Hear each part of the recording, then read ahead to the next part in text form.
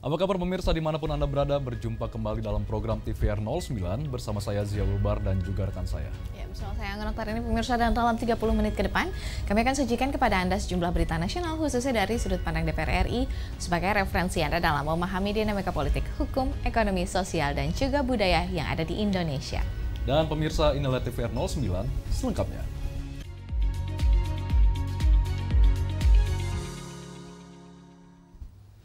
Terkait anggaran pendidikan yang menjadi pos terbesar dari keseluruhan alokasi anggaran, anggota Komisi 10 DPR RI Agung Widiantoro berharap anggaran ini bisa tepat sasaran dan berdampak langsung bagi peningkatan kualitas pendidikan dan sumber daya manusia Indonesia. Di tahun depan, pemerintahan Prabowo Subianto akan memprioritaskan sektor pendidikan dan eksplorasi sumber daya alam bagi kesejahteraan masyarakat. Anggota Komisi 10 DPR RI Agung Widiantoro menyatakan dukungannya terhadap program-program pemerintah yang berpihak kepada masyarakat. Dalam RAPBN tahun anggaran 2026, anggaran pendidikan dicatat menjadi pos terbesar dari keseluruhan alokasi anggaran, yaitu lebih dari 750 triliun rupiah. Angka ini juga dicatat sebagai yang terbesar sepanjang sejarah penganggaran pendidikan di tanah air. Agung Widiantoro mengapresiasi pemerintah karena alokasi 20% mandatory spending untuk pendidikan merupakan bentuk kepatuhan terhadap konstitusi. Ia berharap penggelontoran anggaran jumbo ini bisa tepat sasaran dan berdampak langsung bagi peningkatan kualitas pendidikan dan sumber daya manusia Indonesia. Selain itu, ia juga mendorong pemerintah menyukseskan program hilirisasi sumber daya alam dan mineral agar manfaatnya benar-benar bisa menyejahterakan masyarakat. Utamanya 3 kebutuhan dasar terkait dengan pendidikan yang diwujudkan dengan sekolah rakyat, makan bergizi gratis, dan sebagainya, termasuk mandatory spending 20% alokasi APBN untuk pendidikan akan komitmen tetap dipenuhi gitu. Dan pada bagian lain, alhamdulillah Presiden sangat concern sekali untuk bagaimana menjaga sumber daya alam kita sehingga secara maksimal bisa digunakan sebesar-besarnya untuk kepentingan masyarakat sesuai dengan amanat Undang-Undang Dasar 45 di pasal 33. Lebih lanjut, Agung Widiantoro mendorong pemerintah menjaga stabilitas fiskal dengan meningkatkan efektivitas belanja negara dan menekan kebocoran anggaran. Bari dan Karisma, TVR Parlemen, melaporkan. Pemirsa, terkait dengan target pertumbuhan ekonomi nasional sebesar 5,4% dari Presiden Prabowo Subianto. Di sini anggota Komisi 1 DPR RI Farah Putri Nalia di sini menyebutkan bahwa optimis target tersebut dapat tercapai karena hingga kuartal kedua tahun ini pertumbuhan ekonomi nasional telah mencapai 5,12%.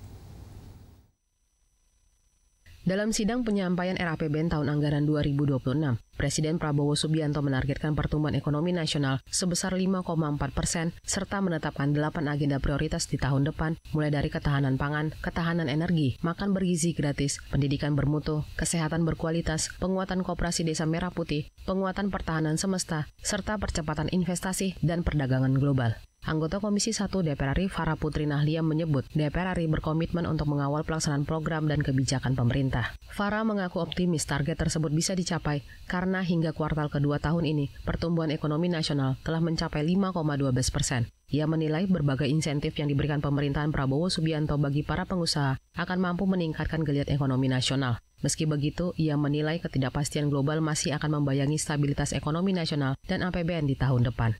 Kami kira lumayan realistis, cukup realistis, ditambah laporan pertumbuhan ekonomi juga dari tahun lalu dibilang baik, sangat baik. Malah kita termasuk negara yang pertumbuhan ekonominya cukup dibandingkan juga ketika masa Covid yang lalu.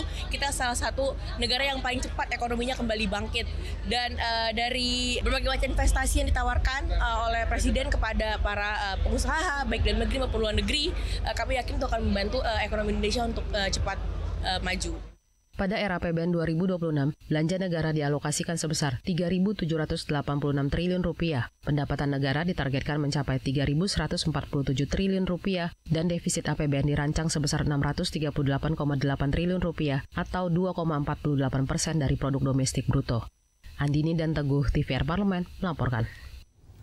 Ketua DPR RI Dr. Honoris Causa Puan Maharani dorong peningkatan kerjasama Indonesia dengan Timur Leste dan Brunei Darussalam terkait perlindungan PMI dan peningkatan pemberdayaan perempuan.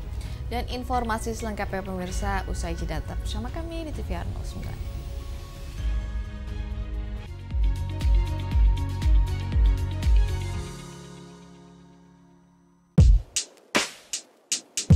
kebetulan diajak teman untuk ketemu dengan Pak Ahok pada waktu itu. Nah, lalu ikut proses kampanye sebagai peserta. Jadi saya adalah bukti nyata toleransi di Indonesia. Buktinya Abraham yang triple minoritas, ya kan? Saya keturunan Cina, saya Katolik, dan saya masih muda, bisa jadi di dapil DKI. Berarti saya adalah bukti toleransi, dan sudah waktunya anak muda menunjukkan bahwa kita juga bisa. Boleh ceritain, kenapa? Ada apa itu? Ini mengenai The Massive. Kebetulan saya kenal baik dengan Rian The Massive. Kebetulan kemarin mereka pas ada tour keliling dunia. Kita boleh tahu koleksi mobil ada berapa? Koleksi mobil ya lumayan. Hanya di TVR Parlemen.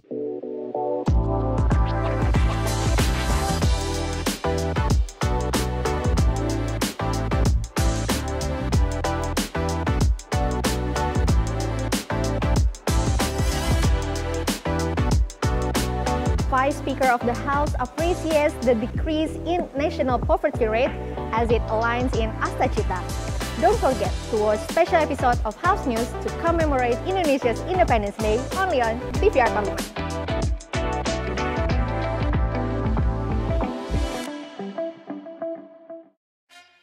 Yuk kita kenalan dengan anggota DPR RI periode tahun ini. Dari depan kursi, di balik kursi. Gini, di balik kursi. Aku ingin menjadi sesuatu yang mungkin bisa kau rindu. Acap kahiji, rukun sakabehna. Gitulah pokok nama. Semakin penasaran kan bagaimana kiprah karir politiknya? Hanya di TVR Parlemen.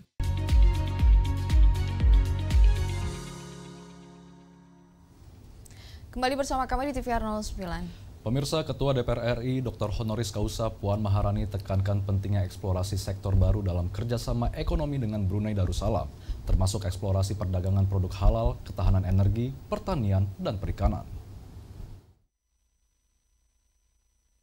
Menerima kunjungan kehormatan Parlemen Timor Leste dan Brunei Darussalam di Kompleks Parlemen Senayan, Jakarta, Ketua DPR RI Dr. Honoris Causa Puan Maharani membahas berbagai isu strategis, termasuk isu demokrasi, peningkatan kerjasama Indonesia dengan kedua negara tersebut, perlindungan PMI, serta peningkatan pemberdayaan perempuan.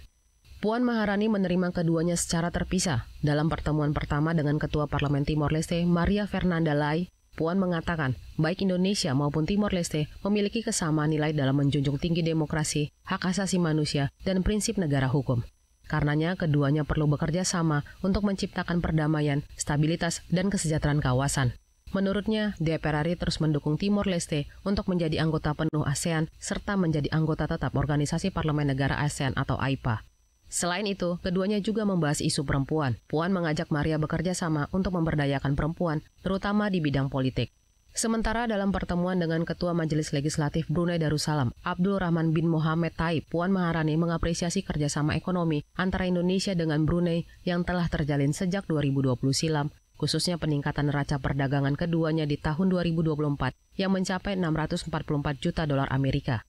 Puan juga menyoroti pentingnya mengeksplorasi sektor baru dalam kerjasama ekonomi tersebut, termasuk eksplorasi perdagangan produk halal, ketahanan energi, pertanian, dan perikanan. Dalam pertemuan tersebut, Puan juga meminta dukungan Parlemen Brunei dalam perlindungan pekerja migran Indonesia yang bekerja di seluruh wilayah Brunei Darussalam. Ia mendorong percepatan finalisasi perjanjian kerjasama tentang penempatan dan perlindungan PMI di Brunei untuk memperkuat perlindungan terhadap PMI maupun warga Brunei sebagai penerima pekerja. Dodi Muharom, TVR Parlemen, melaporkan. Anggota Komisi 2 DPR RI Muhammad Toha dorong IPDN terus berinovasi termasuk mencari sumber pendapatan alternatif guna mendukung keberlangsungan operasional institusi pendidikan tinggi milik negara ini. Institut Pemerintahan Dalam Negeri atau IPDN di Sumedang, Jawa Barat dinilai perlu peningkatan fasilitas sarana dan prasarana. Selain itu, anggaran makan praja diharap juga mengalami peningkatan seiring dengan kenaikan harga yang terjadi. Komisi 2 DPR RI melakukan kunjungan kerja ke IPDN di Jatinangor, Jawa Barat. Anggota Komisi 2 DPR RI, Muhammad Toha menyebut jumlah praja yang tengah menempuh pendidikan mencapai 3.000 orang. Jumlah ini tidak sebanding dengan jumlah asrama yang dimiliki, sehingga peningkatan fasilitas sarana dan prasarana menjadi penting untuk dilakukan. Karena ini perkembangan zaman, kurs dolar juga naik dan sebagainya, mungkin bisa nanti 20.000 kayak ya per makan gitu loh. Kemudian kalau belum ya 50.000 lah, 55.000 sehingga ada gizi lebih untuk mereka. Karena kalau melihat kegiatan mereka kan juga nggak pernah istirahat. Nah, ini perlu diberi semacam gizi. Maka tadi diusulkan ada beberapa peralatan, beberapa perbaikan fasilitas yang perlu anggaran. Nah, kami akan membantu IPDN dalam rangka mencari anggaran itu. Apakah tadi sudah sampaikan juga ada CSR kayak. Muhammad Toha mendorong IPDN terus berinovasi termasuk mencari sumber pendapatan alternatif untuk mendukung keberlangsungan operasional institusi pendidikan tinggi milik negara ini. Dari Sumedang, Jawa Barat, Dewi Utomo, TVR Parlemen melaporkan. Ketua Komisi 5 DPR RI Lasarus meminta Dirjen Penerbangan lakukan pembenahan distribusi lalu lintas udara, termasuk Bandara Internasional Kertajati yang diharapkan dapat dioptimalkan untuk menampung arus penumpang dari kawasan Jabodetabek. Ketua Komisi 5 DPR RI Lasarus mengingatkan pemerintah serta otoritas bandara untuk mengantisipasi lonjakan penumpang di Bandara Soekarno-Hatta dengan melakukan pemerataan lalu lintas penerbangan khususnya di wilayah Jakarta dan Jawa Barat. Menurutnya, dalam 5 tahun ke depan, jumlah penumpang akan meningkat sebesar 10% dari jumlah saat ini. Lonjakan penumpang di Bandara Soekarno-Hatta telah mencapai 94 juta per tahun. Angka tersebut naik signifikan sebesar 3% pasca COVID-19. Lasarus meminta Dirjen Penerbangan agar melakukan pembenahan distribusi lalu lintas udara. Mungkin Angkasa Pura sudah harus memikirkan, demikian juga dengan Dirjen Udara ya. Seyogyanya kota sebesar Jakarta ini ya dengan penduduk yang di atas 10 juta di sini ya, seyogyanya itu minimal ada 2 lah. Bahkan mungkin ada 3 bandara internasional yang bisa melayani penerbangan masyarakat yang keluar masuk dari Jakarta ini. Sementara kita ini kan masih mengandalkan Bandara Soekarno-Hatta saja. Memang ada Halim, tapi Halim ini kan bandaranya militer. Ya, tentu terbatas bisa kita gunakan. Praktis yang maksimal bisa kita gunakan hanya Bandara Soekarno-Hatta. Ada Kertajati di sana di Jawa Barat itu belum berfungsi maksimal. Ini nanti mungkin juga kami akan diskusi lebih lanjut dengan Dirjen Udara. Lebih lanjut, Lasarus mengusulkan agar Bandara Internasional Kertajati dapat dioptimalkan untuk menampung arus penumpang dari kawasan Jabodetabek. Dari Provinsi Banten, Fitian Aunilah, TVR Parlemen melaporkan. Setiap tahun triliunan rupiah digelontorkan untuk bantuan sosial, sebuah kebijakan yang seolah menjadi jawaban cepat atas jeritan masyarakat kecil. Namun apakah benar bansos dapat memutus rantai kemiskinan? Informasi selengkapnya sesaat lagi, tetaplah di TVR 09.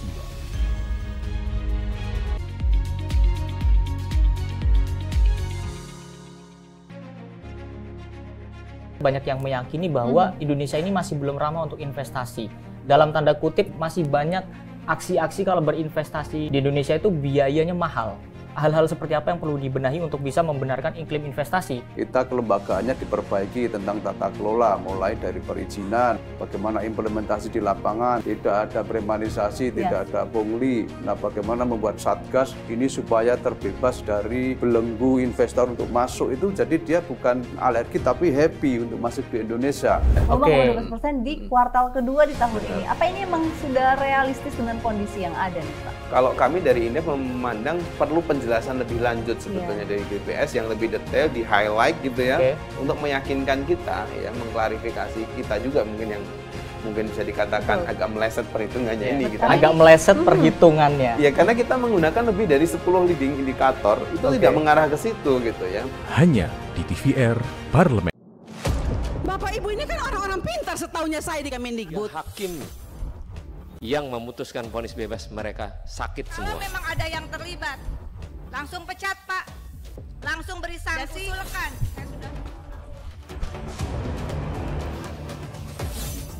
Saksikan dari ruang sidang hanya di TVR Parlemen.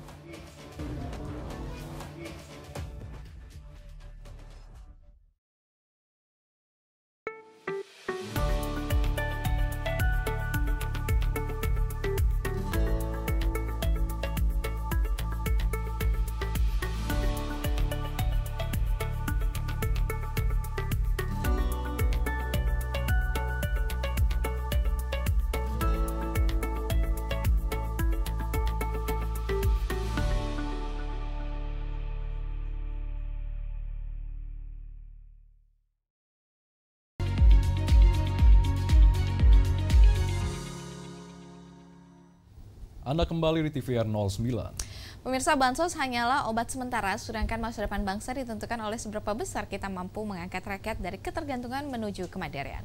DPR RI menegaskan bahwa bansos harus diposisikan sebagai penopang darurat dan bukan solusi permanen. Lantas melalui fungsi pengawasan dan legislasi, DPR RI terus mendorong agar program pengentasan kemiskinan dapat menyentuh akar masalah. Dan kita akan simak liputan mendalam yang telah dikemas tim redaksi TVR Parlemen dalam segmen editorial Parlemen berikut ini.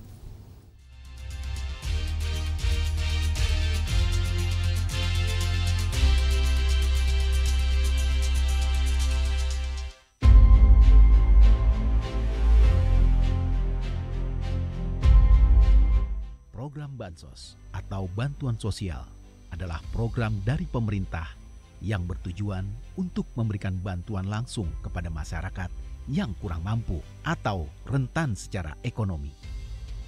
Diharapkan mampu menjadi solusi dalam meningkatkan kesejahteraan masyarakat. Terdiri dari Program Keluarga Harapan atau PKH, Bantuan Pangan Non-Tunai, Bantuan Langsung Tunai, dan Bantuan Sosial Beras. Anggota Komisi 2 DPR RI, Kamarudin Watubun, menilai konsep dan gagasan dalam pidato Presiden Prabowo Subianto pada penyampaian RAPBN dan Nota Keuangan tahun 2026 harus diwujudkan melalui langkah nyata. Pengentasan kemiskinan yang sesungguhnya hanya dapat tercapai jika masyarakat memiliki sumber penghasilan tetap dan berkelanjutan. Langkah konkret untuk menciptakan lapangan kerja menjadi kunci mengakhiri kemiskinan, bukan sekadar mengandalkan bantuan sosial sementara. Karena masyarakat harus memiliki sumber pendapatan yang mampu menjamin kehidupan jangka panjang.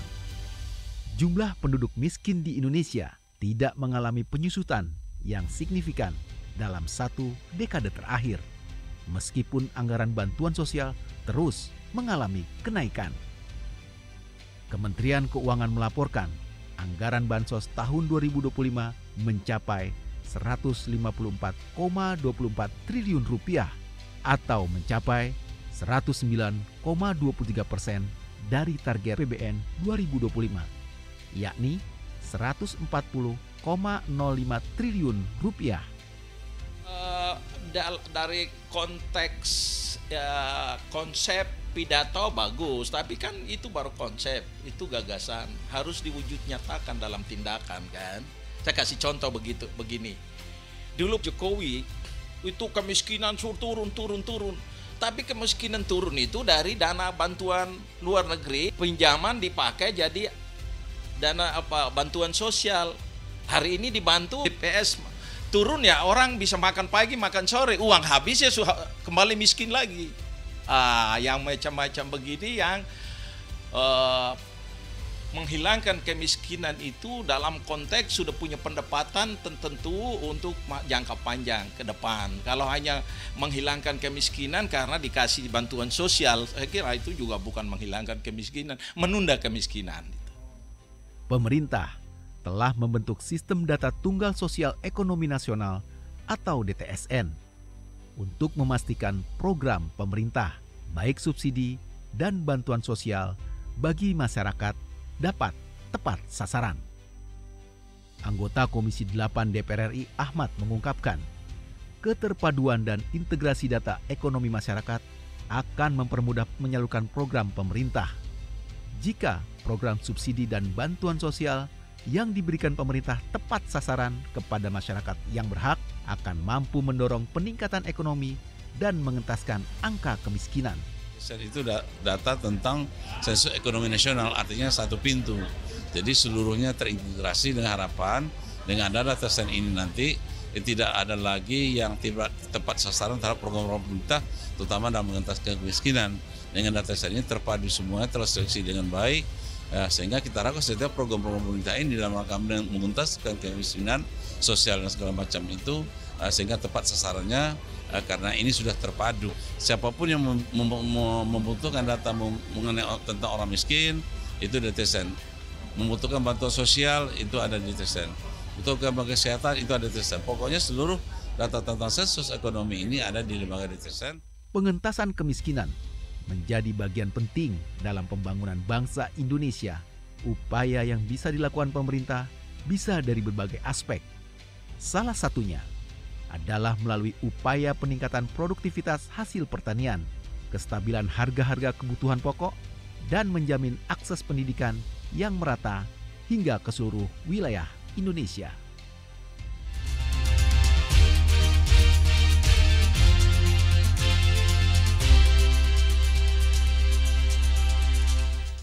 Pemirsa, gedung DPR MPR yang saat ini kita kenal ternyata memiliki sejarah politik yang panjang. Tidak banyak yang tahu bahwa gedung ini awalnya justru bukan diperuntukkan sebagai gedung parlemen. Dan informasi selengkapnya akan kami hadirkan sesaat lagi. Tetap bersama kami di TVR 09.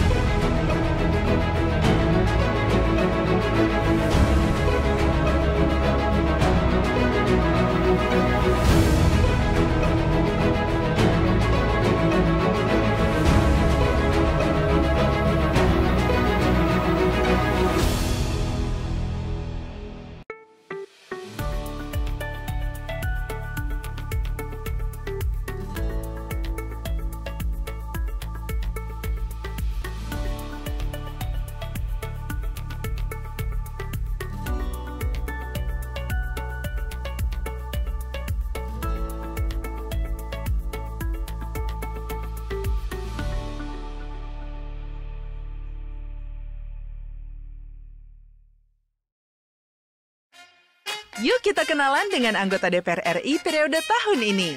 Dari depan kursi. Di balik kursi.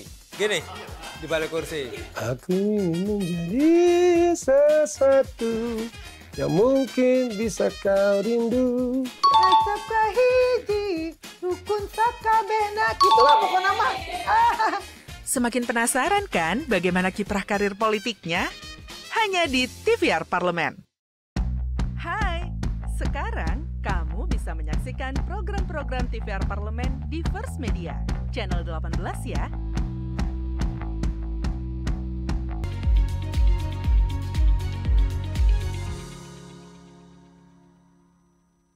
Masih bersama kami pemirsa di TVR 09. Pemirsa, tahukah Anda bahwa gedung DPR MPR dahulunya adalah bagian dari proyek Presiden Soekarno untuk membentuk organisasi tandingan PBB? Conference of the New Emergency Force atau CONEFO adalah organisasi gagasan Bung Karno yang pada saat itu digadang-gadang menjadi kekuatan baru di tengah peta politik dunia. Lantas apa tujuannya? Berikut tayangan terkait sejarah CONEFO, organisasi tandingan PBB ala Soekarno, pada segmen Intips, Informasi dan Tips berikut ini.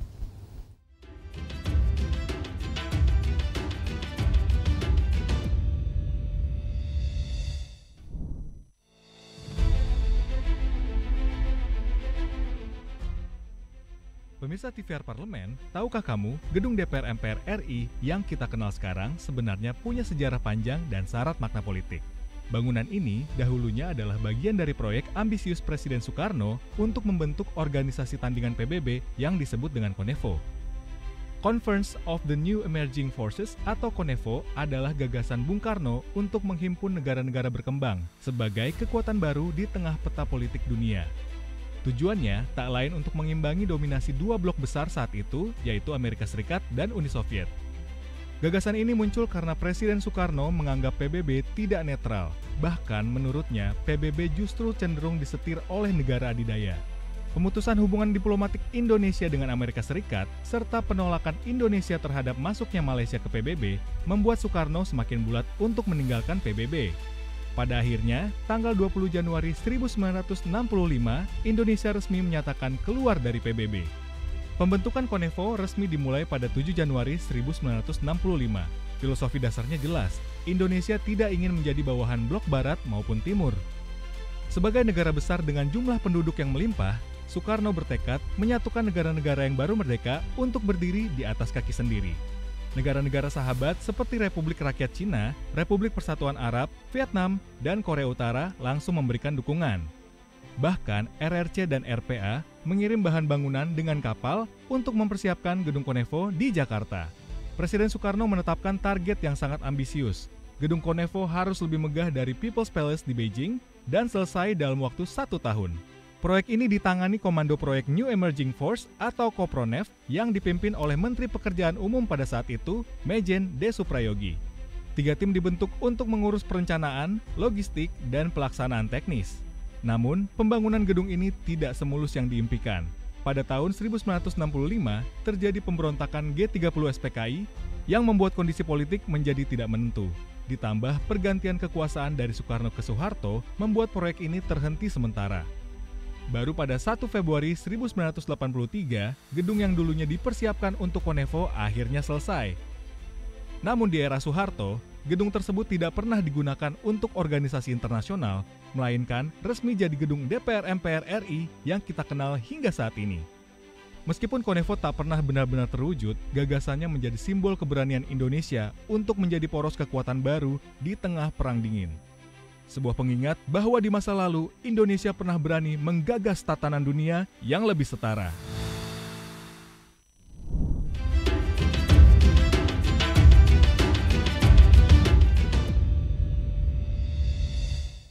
Pemirsa, di penghujung acara kami hadirkan kepada Anda sejumlah agenda DPR RI pada Rabu 20 Agustus 2025. Pada pukul 10 waktu Indonesia Barat, Komisi 3 DPR RI mengadakan fit and proper test calon hakim Mahkamah Konstitusi. Sedangkan pukul 1 siang nanti, Badan Legislasi DPR RI mengadakan rapat terkait dengan penyusunan rancangan Undang-Undang Perlindungan Pekerja Rumah Tangga. Dan sejumlah agenda serta program DPR lainnya masih dapat Anda akses melalui channel YouTube TVR Parlemen atau melalui website kami di tvrparlemen.dpr.go.id. Baik pemirsa TVR Parlemen dimanapun Anda berada, demikian TVR 09 edisi pagi hari ini. Segenap TVR Parlemen yang bertugas mengucapkan terima kasih telah menyaksikan TVR 09 hari ini. Saya Angga Naktarini dan cekarkan saya Zia Ulbar, sampai jumpa di TVR 09 selanjutnya. TVR Parlemen, referensi Indonesia.